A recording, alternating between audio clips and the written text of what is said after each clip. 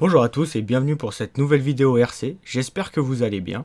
Aujourd'hui on va tester un châssis de drift, c'est la OTA R31 RS. Allez, let's go. Voilà, donc comme vous pouvez le voir, on est prêt à commencer cette review présentation, donc comme je le disais, de la OTA R31 RS. Donc comme vous pouvez le voir, la boîte est badgée Speed Power. Ça peut porter à confusion parce qu'à la base, le châssis OTA R31 est fabriqué par la marque Street Jam. Là, je vous rassure, c'est un châssis authentique, donc le châssis est bien badgé Street Jam, mais il est vendu sous la marque Speed Power.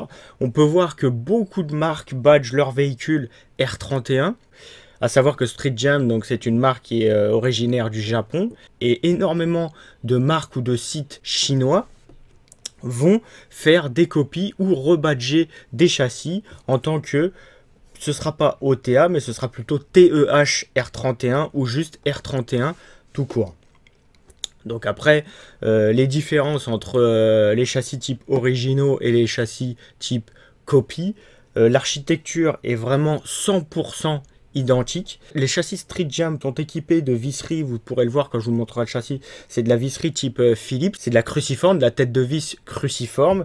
Les autres châssis sont la plupart du temps équipés de type BTR, donc des vis à tête 6 pans creux. Les plastiques sur les copies risquent d'être un peu plus, comment dire, un peu plus cassants, de moins bonne qualité dans la globalité. Mais le châssis et le fonctionnel du châssis, je parle en connaissance de cause ayant testé les châssis authentiques Street Jam et les copies chinoises, ont un comportement 100% identique et toutes les pièces sont interchangeables. Donc il va falloir faire attention à l'optionnité aiguë, comme je l'appelle, car un châssis donc type RS, donc type tout plastique, va pouvoir vous revenir limite plus cher que le châssis original Street Jam qui est en carbone et en alu. Donc bien faire attention à cette optionnite aiguë. Donc comme je le disais tout à l'heure, vous voyez que là c'est une OTA R31 RS. Alors pourquoi RS? Parce que c'est un châssis type entrée de gamme. Donc comme vous pouvez le voir, c'est Ready Kit. Donc en gros le châssis est tout plastique, sauf le support moteur qui est en métal, mais tout le reste est 100% en plastique. Il arrive prémonté à 80-90%, on va dire. Il vous reste quelques petites choses à monter comme les pare-chocs, les supports de carrosserie, plus toute votre électronique, ainsi que les 4 jantes. Donc c'est très bien, je pense, pour les débutants qui ne veulent pas, qui veulent partir sur une très bonne base, car c'est un châssis qui est connu et reconnu pour sa facilité d'accès aux non-initiés, ainsi que pour ses performances pour les pilotes de drift chevronnés, on va dire, car de par sa conception qui, comme vous pouvez le voir, est à 3 courroies, vous avez donc une courroie latérale et qui est reliée par 2 poulies. Ces courroies transmettent la puissance du moteur vis-à-vis de 2 axes, avec 2 autres courroies qui sont reliées donc au train roulant de la voiture. Donc comme vous pouvez le voir, il y a des poulies un peu partout, donc ça vous permet de vraiment pouvoir faire un ratio de CS. Donc CS c'est counter steer pour les non-initiés et contre-braquage pour les anglophobes. Donc vous pouvez changer votre ratio de CS très facilement par le biais de ces 4 poulies, ainsi que des poulies qui sont pour le différentiel avant et l'axe rigide à l'arrière. Donc on va tout de suite ouvrir cette boîte. Donc, comme vous pouvez le constater, la voiture n'est plus dedans, forcément. Donc là vous avez un pare-choc mousse qui n'est pas monté à l'heure actuelle sur le véhicule, car j'ai une carrosserie de Mazda RX-7 qui ne permet pas le montage de ce pare-choc, mais je vous conseille vivement donc de prendre une carrosserie compatible et pour pouvoir monter ce pare-choc qui va vous limiter dans les premiers temps, en tout cas la casse au niveau du train avant. Chose très étrange, il vous est fourni dans la boîte des pneus caoutchouc. Donc des pneus type grip, donc pour rouler sur piste, on va dire, pas en drift mais en grip. Donc c'est un peu c'est un peu bizarre, j'ai envie de dire, compte tenu que c'est un châssis de drift, de fournir des pneus caoutchouc tendre pour faire du grip avec le châssis, sachant qu'à mon avis, tous les trains roulants avec les courroies et les poulies vont certainement très très mal accepter des pneus avec une résistance au roulement et donc un grip supplémentaire. Ça risque de foutre en l'air tout le train roulant du véhicule. Donc ceci étant dit, vous retrouvez également quelques pièces supplémentaires. Donc des cales, on va sortir ça du plastique. Donc ça c'est des pièces que je n'ai pas utilisées, comme vous pouvez le voir il y a encore la graffe sur le plastique. Donc vous avez des cales pour surélever vos cerveaux, enfin pour surélever votre cerveau de direction. Vous avez également des biellettes qui ne sont pas des biellettes sur ce châssis. Donc comme je vous le disais, c'est un châssis entrée de gamme pour débutants ou pour drifters n'ayant pas beaucoup de moyens. Donc ce n'est pas des biellettes réglables en fait, ce sont des biellettes rigides en plastique. Donc aucun réglage n'est possible, hormis la hauteur de la garde au sol, aucun réglage n'est possible sur ce châssis. Pour le moment, après libre à vous d'acheter des biellettes à pas inversés pour pouvoir régler tout ce qui est carrossage, pincement, ouverture, etc. etc.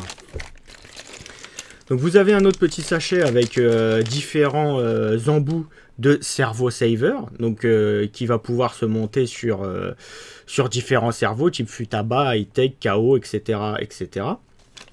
Vous avez des supports cerveaux pour les cerveaux type taille standard, sachant que là j'ai monté un cerveau low profile dessus, donc c'est pour ça que j'ai utilisé des petits supports cerveaux qui ne sont pas fournis avec ce kit, mais qui sont fournis avec les copies. Donc j'ai récupéré, vous allez voir que les supports cerveaux, au lieu d'être gris, ils sont noirs. Donc je les ai récupérés d'un kit d'une copie chinoise. Vous avez la partie supérieure du Servo Saver avec comment dire, un déport plus prononcé au niveau de la fixation de la biellette pour justement s'accommoder d'un cerveau taille standard et non pas d'un cerveau low profile. Et enfin, vous avez le classique manuel de montage et d'utilisation. À l'arrière, vous disposez d'un axe rigide. Donc c'est un solid axle, on va dire. Et à l'avant, vous avez un différentiel à pignon. Donc je trouve ça une très bonne idée et un très bon point d'être équipé d'un différentiel à pignon à l'avant du véhicule. Le mieux reste quand même la roue libre ou le one-way bearing, comme ils disent les Américains et les Anglais. Donc ceci étant dit et montré, on va tout de suite passer au vif du sujet. Donc le véhicule, le châssis, pardon. Donc comme je vous le disais tout à l'heure, le pare-choc en mousse vient se prendre en sandwich ici. Comme je vous le disais également, je dispose donc d'une carrosserie de RX-7, Mazda RX-7 qui ne permet pas le montage de ce pare-choc, mais je ne le répéterai jamais assez, je vous recommande fortement le montage du pare-choc si votre carrosserie le permet bien sûr. Donc vous pouvez voir que là le châssis est tout équipé d'un point de vue électronique, etc. Tout est monté dessus, mais ça n'empêche qu'on va se faire un petit tour quand même. Donc comme je vous le disais, les biellettes, ce ne sont pas des biellettes réglables et ce ne sont pas des pas inversés. C'est une biellette rigide en plastique. Donc pas de réglage possible de ce côté-là. Pour ceux qui souhaiteraient régler tous les angles du châssis, il va falloir acheter des biellettes à pas inversés dans le commerce. Donc d'un point de vue des rotules, toutes les rotules sont en métal et non pas en alu. Donc ça évite d'avoir une usure prématurée au niveau de la rotule et donc l'apparition d'un jeu qui est très très défavorable au comportement du véhicule, sachant que ce châssis a déjà énormément de jeux dans ses trains roulants et dans sa direction. Mais ça, on y reviendra tout à l'heure. Donc on va continuer notre petit tour. Donc vous avez ici, à cet emplacement, la possibilité de monter un ventilateur de 30 mm pour refroidir le moteur, car comme vous pouvez le constater, le moteur est bien pris à l'intérieur du châssis en position centrale avant, on va dire. Donc la chaleur va s'évacuer plus ou moins mal, sachant qu'il n'y a aucune ouverture sous châssis pour permettre le refroidissement du moteur. Donc ici, vous pouvez ajouter un ventilateur de 30 mm. Les accus, je vous conseille très fortement d'utiliser des accus coquets, donc type hard case, mais donc tous les accus type taille standard de S-Lipo rentrent sans aucun problème. Faites pas attention à la longueur des fils, c'est que donc le combo était utilisé sur un autre châssis où le moteur était placé différemment, donc il m'a fallu des fils assez longs. Donc comme je vous le disais tout à l'heure, là j'ai équipé donc le châssis d'un servo low profile. Pour monter ce servo, il va vous falloir des petites fixations, des fixations de servo beaucoup plus basses que celles d'origine.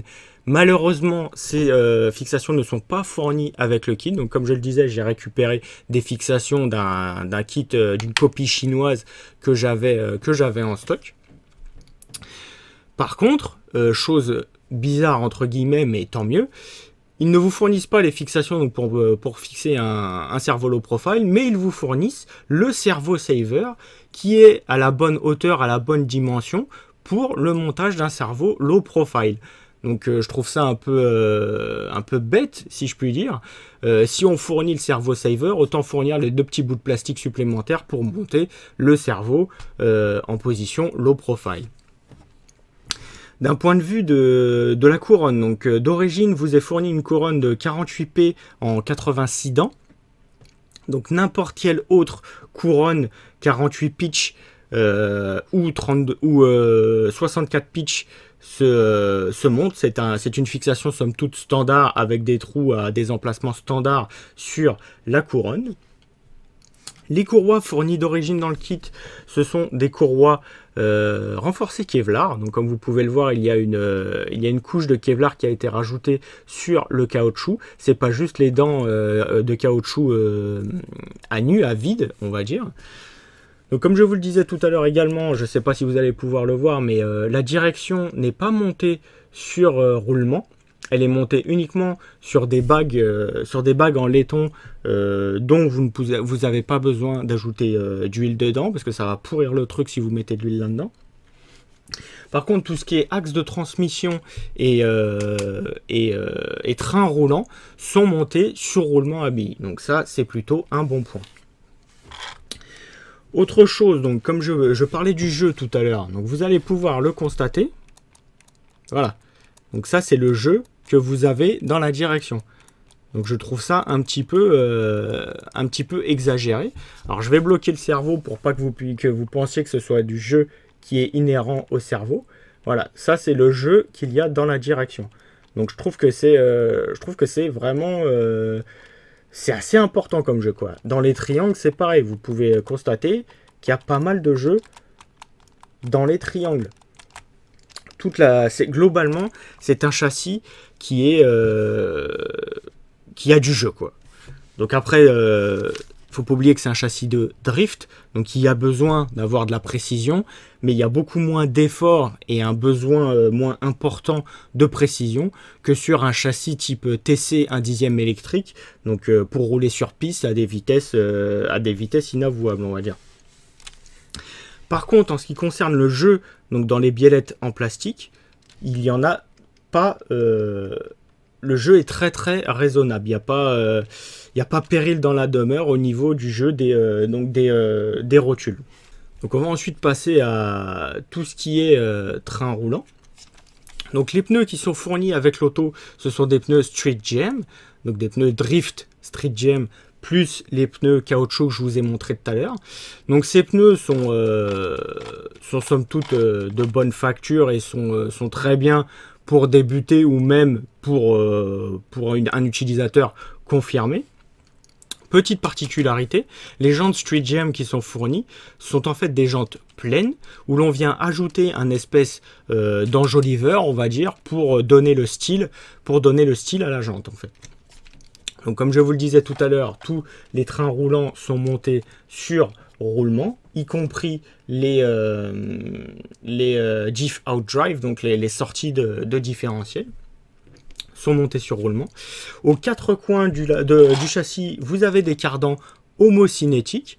Donc ça, c'est vraiment bien pour éviter de paumer tout simplement ces cardans. Si suite à un choc, on vient péter la fusée, le cardan risque pas de se perdre et de se déboîter.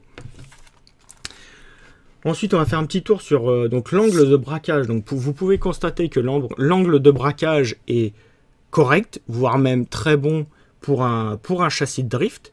Alors, certains vont dire que l'on peut encore faire des modifs pour que ça braque encore plus. Mais dans la globalité, c'est un angle de braquage qui est déjà très très correct pour un châssis type origine, type RTR, on va dire. Les amortisseurs sont déjà prémontés d'origine. Les ressorts sont des ressorts sans aucun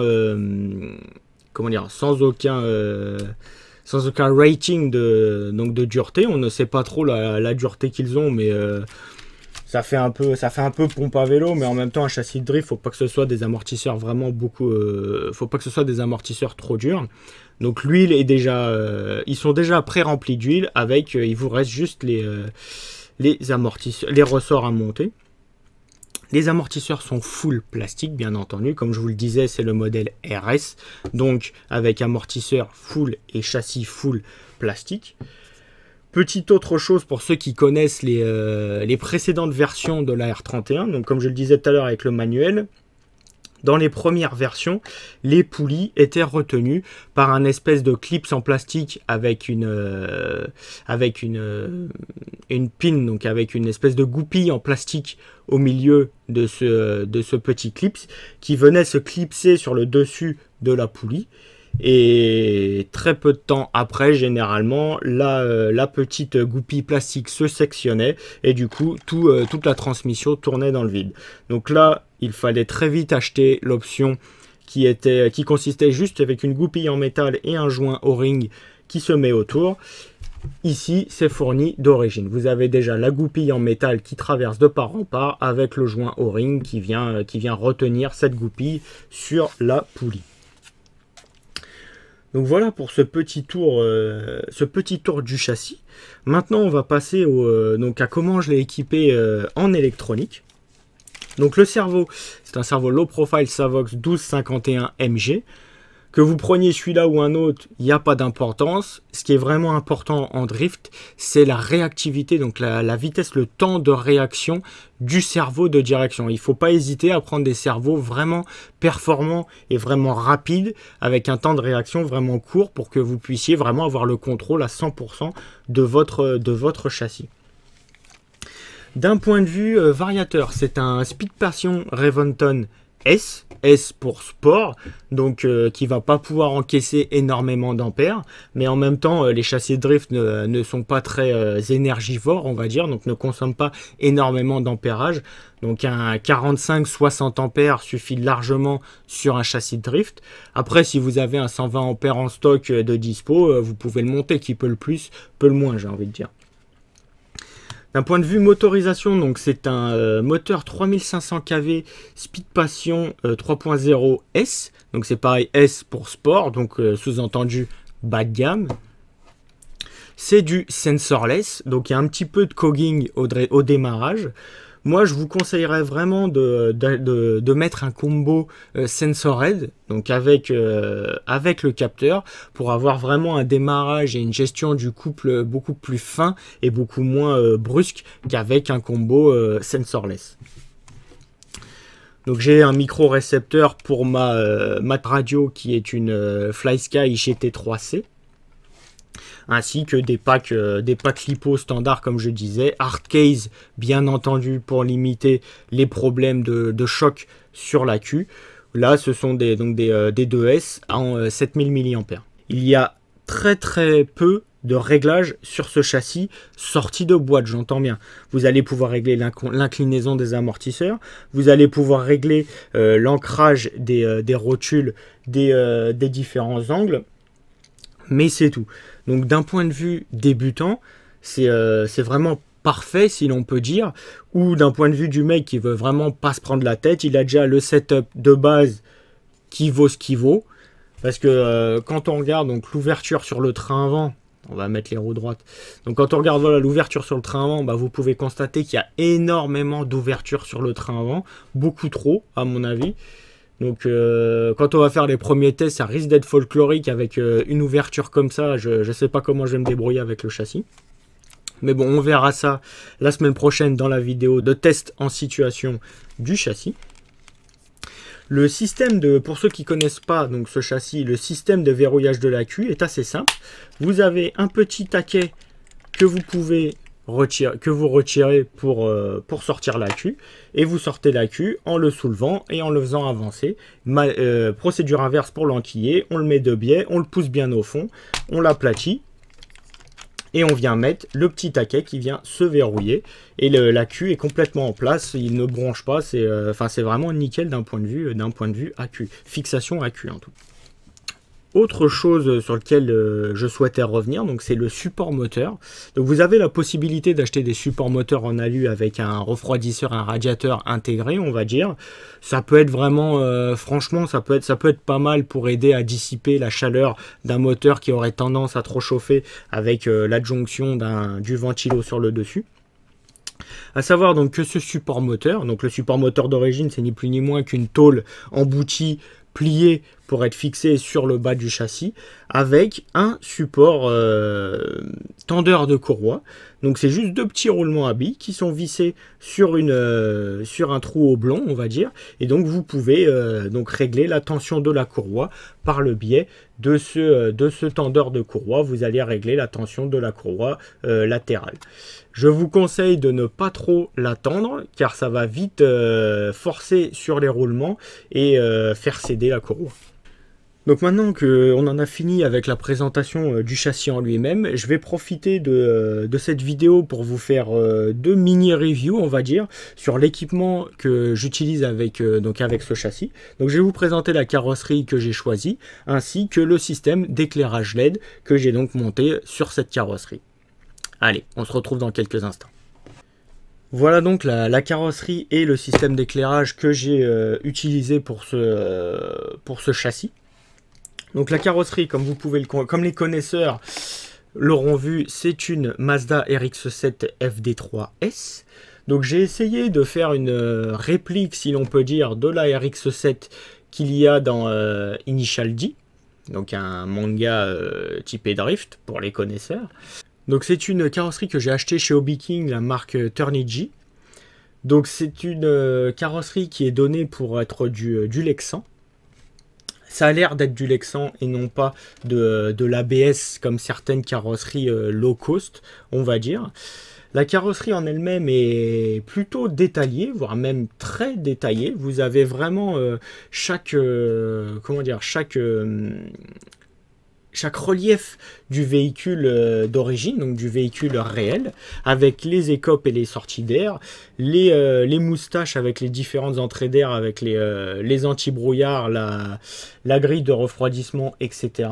La carrosserie en elle-même est très détaillée et bien épaisse, à une épaisseur raisonnable pour une carrosserie d'un dixième. Donc globalement, la finition globale de cette carrosserie est vraiment pas mal. Vous avez donc une fois que vous recevez cette carrosserie avec tous les autocollants qui sont présents. Donc vous avez des planches d'autocollants qui sont des autocollants type réaliste, je le précise, donc que vous pouvez coller à votre guise sur la carrosserie. Également, vous est livré avec cette carrosserie des light buckets, donc des supports d'éclairage, des supports LED, on va dire, que vous venez coller à l'intérieur de cette carrosserie.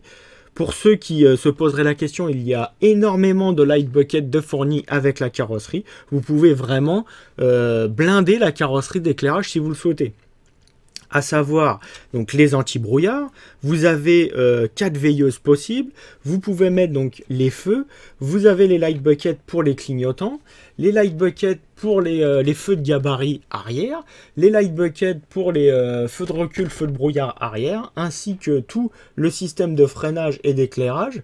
Vous pouvez mettre, j'ai pas vraiment compté, mais on peut facilement mettre une vingtaine de LED à l'intérieur si on le souhaite. Donc on peut se faire un éclairage plus que complet avec cette carrosserie. Donc pour l'instant, j'ai vraiment aucun reproche à faire à cette carrosserie, surtout quand on voit le prix où elle est dispo donc chez Hobby King. c'est vraiment attractif comparé à d'autres carrosseries tout aussi détaillées d'autres marques. Il faut mettre vraiment beaucoup plus cher pour avoir une carrosserie de ce niveau de détail chez d'autres fabricants. L'inconnu maintenant, ça reste la durabilité dans le temps. Donc on va voir avec les différents pets que la carrosserie va se prendre, comment elle va réagir, si ça va fissurer, si elle va éclater, etc., etc. Autre petite précision, la carrosserie n'est pas livrée découpée. Donc c'est à vous de découper la carrosserie à votre guise et donc de la percer également en fonction de votre châssis. Donc concernant l'éclairage, donc c'est toujours chez Hobby King, donc c'est le système de LED type Advance, donc avancé comme ils disent.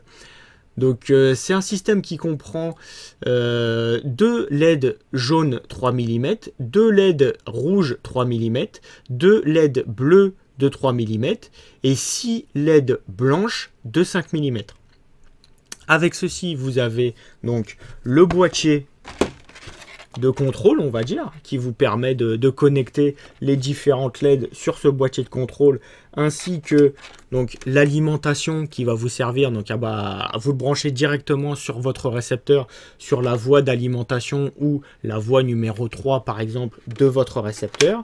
Et vous avez également donc un petit switch qui va vous permettre de switcher entre les différents modes de fonctionnement du kit LED. Donc je reviens sur les light buckets, donc petit tips, donc petit conseil pour le montage de ces light buckets. Quand c'est la première fois qu'on monte des light buckets, on se pose énormément de questions quant à la fixation donc, de ces light buckets sur la carrosserie. Donc moi la solution que j'ai trouvée, c'est utiliser une colle pour recoller les semelles de chaussures. Donc c'est une colle qui est compatible avec tout ce qui est polycarbonate, plastique, caoutchouc, etc. Qui a une prise assez rapide, on va dire. Il faut quand même laisser 24 heures tout bien sécher pour être sûr que ça ne se barre pas. Mais je veux dire, la texture, le collant arrive assez rapidement. Et donc ça vous permet donc de fixer ces light buckets en ayant une épaisseur de colle qui est très minime et qui va rester un peu souple. Comme vous pouvez le voir, ça va suivre un peu les mouvements de la caisse. Ça ne va pas se décoller et craqueler comme le ferait par exemple une colle à chaud avec les pistolets à colle par exemple. Donc en parlant de ces pistolets à colle, c'est le type de colle que j'utilise pour fixer donc les LED dans les light buckets. Donc je mets une quantité plus ou moins importante de cette colle à chaud pour pouvoir bien englober la LED autour du light bucket pour qu'elle soit bien fixée, bien sertie dans ce light bucket. Et donc avec cette procédure, on obtient donc le light bucket qui est vraiment collé à la carrosserie et donc qui ne laisse pas apparaître de jour, avec une LED qui est pareil, qui est bien sertie au fond du bucket pour éviter de voir des différents jours, différents aspects qui ne sont pas très jolis à l'œil. Donc sans plus attendre, je vais brancher tout ça sur la voiture et je vais vous donc montrer les différents modes de fonctionnement et comment ça se passe. A tout de suite.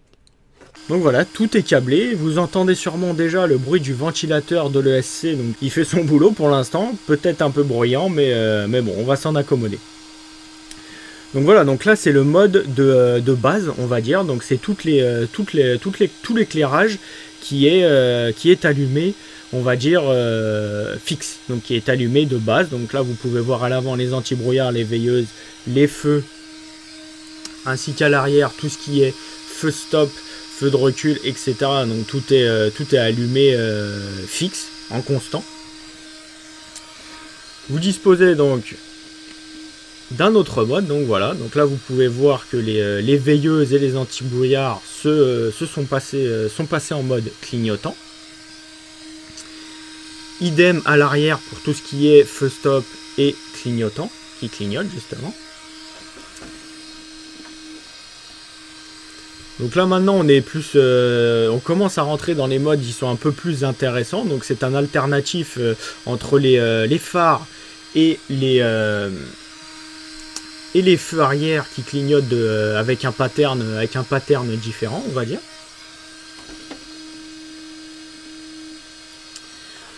Idem pour la partie inférieure, on va dire. Donc là, du coup, c'est les feux de brouillard et les veilleuses qui clignotent avec le même pattern que tout à l'heure. Donc là, on a encore un autre mode. Donc là, c'est mode discothèque, on va dire. Il y a tous les feux qui se mettent à clignoter en suivant un pattern, aussi bien à l'avant qu'à l'arrière. Donc voilà, vous pouvez voir, donc là on est de retour sur le pattern fixe, on va dire, donc allumage de toutes les LED fixes. Donc pour ceux qui souhaiteraient voir un peu plus en détail comment ça rend sur la carrosserie. Donc comme vous pouvez le voir sur le mur, la puissance de l'éclairage est assez conséquente. Hein, c'est des LED qui sont puissantes et qui éclairent bien, quoi. Donc je vais arrêter tout ce vacarme de ventilateur, je vais débrancher tout ça et on se retrouve dans quelques instants pour clôturer cette vidéo de présentation du châssis de Drift RC OTA R31. Allez, à tout de suite.